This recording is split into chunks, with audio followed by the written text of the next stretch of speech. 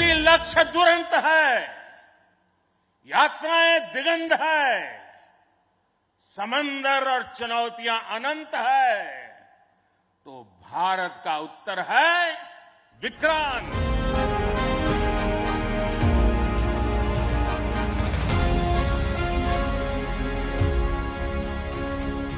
विक्रांत विशाल है, विराट है, विहंगम है।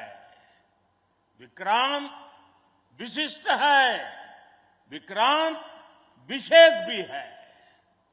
विक्रांत केवल एक युद्धपोत नहीं है, ये 21वीं सदी के भारत के परिश्रम, प्रतिभा, प्रभाव और प्रतिबद्धता का प्रमाण है।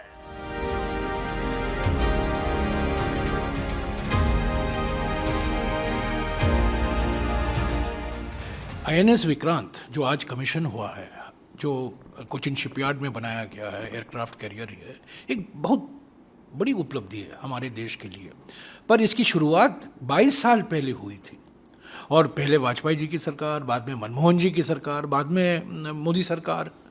एक शासन में निरंतरता होता, और 22 साल लगे हैं। और प्रशंसा हम करते हैं इंडियन नेवी के इंजीनियर अफसर जो काम किए हैं, जो कारीगर, जो बिल्डर हैं, फिटर हैं, मैकेनिक हैं कोचिन शिपयार्ड में।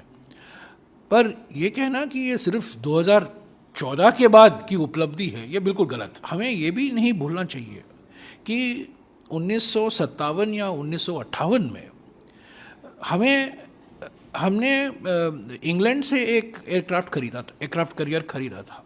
वो तब के रक्षा मंत्री थे वी के कृष्ण मेनन, और उनकी दूरदर्शिता के कारण हमने एक एयरक्राफ्ट कैरियर खरीदा। उसका नाम हमने रखा आईएनएस विक्रांत, और ये एयरक्राफ्ट कैरियर हमारे देश में बनाया गया है। बहुत बड़ा कदम है।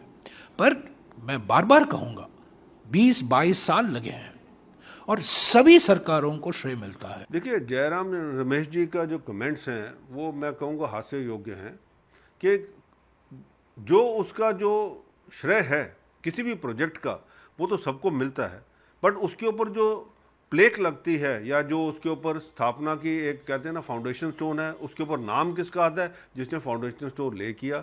और जो जब इनॉग्रेट होता है उसके ऊपर आता है किसने इसको इनॉग्रेट किया। अब बीच के अंदर जितने भी हैं लोग, वो सारे जो होता है वो चल रहा होता है काम।